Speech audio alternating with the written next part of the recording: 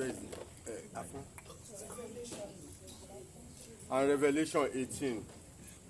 They are both interrelated.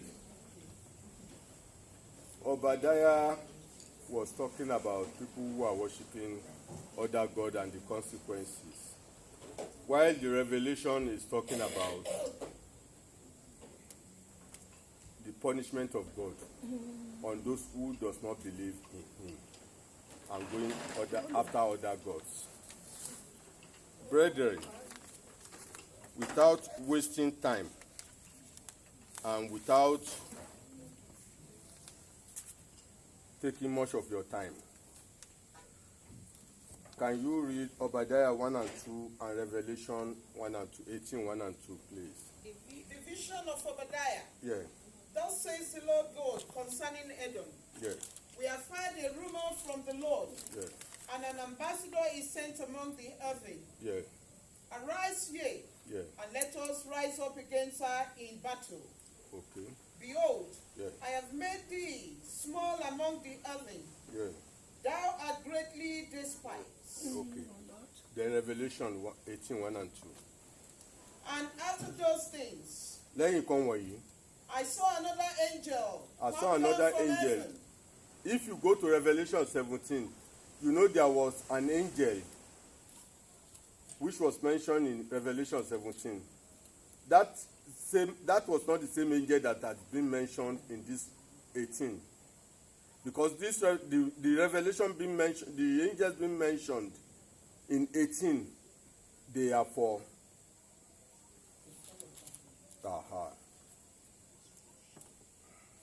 And he cried mightily with a strong voice, saying, Babylon the great falling, Yes. is falling, Then, and it's become the habitation of the devil, then, and the hold of every false spirit, and a cage of every unclean and hateful birds. thank you. Revelation 18:1 was saying, after all this, I saw another come down from heaven. Like I said, another vision was shown to John about an angel coming down from heaven. And it is not the same seven angel that was mentioned in 17. So, the angel mentioned in 18, their own authority is to light the earth with glory. Therefore, brethren, when we look round and see what is going on nowadays, some of us, and great number of us, we don't believe in the God we are serving. We still have a lot of things going on in our mind, and as a result, we believe that our prayers are not being answered. Therefore, we go after other gods. God is reassuring you that kò ságbára tó dàbí ti Jésù. He said, gbogbo agbára láyé àti lọ́run belongs to me. Whatever happens, just hold tight to your God.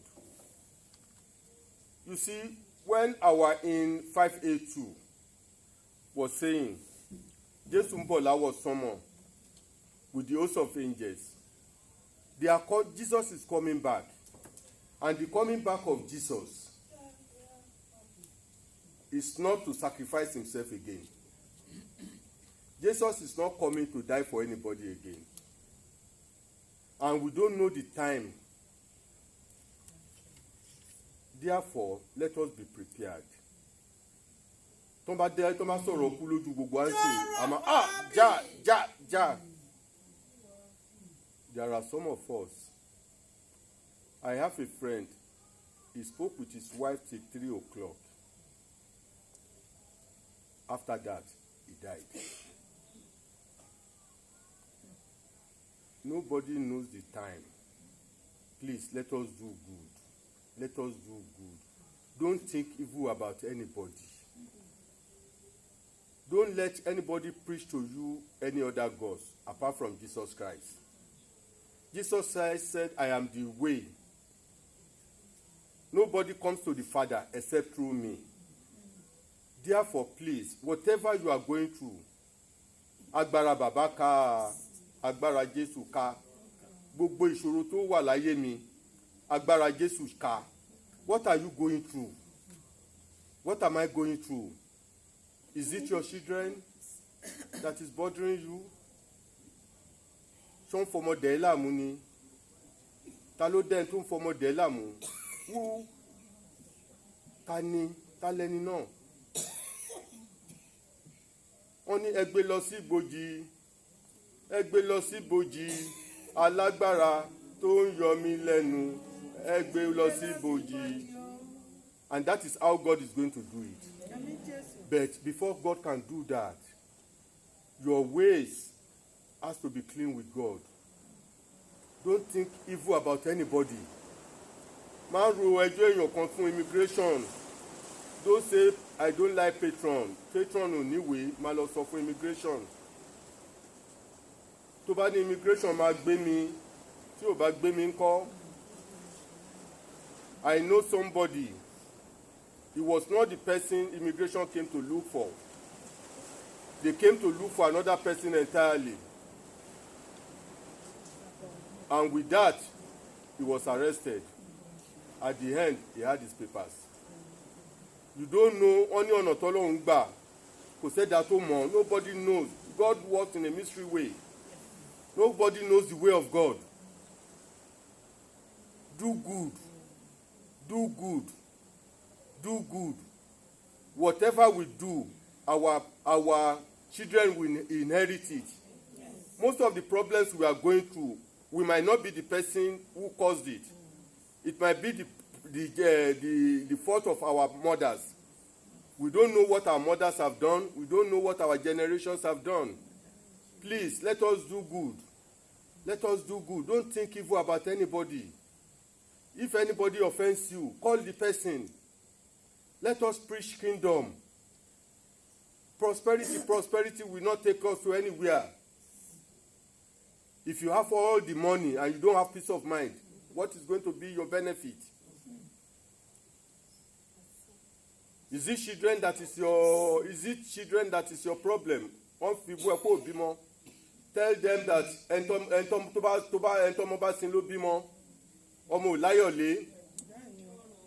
there are a lot of people who are childless, and when they die, their burial is far better than people who have got 7 children.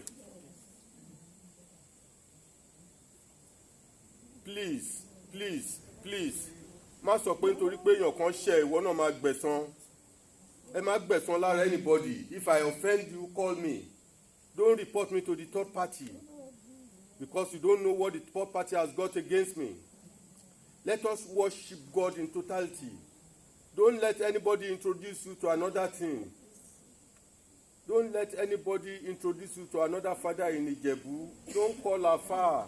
Don't call afar. Don't call afar. Ibẹ̀ ni gbogbo agbára yẹn wà. Nílé kò.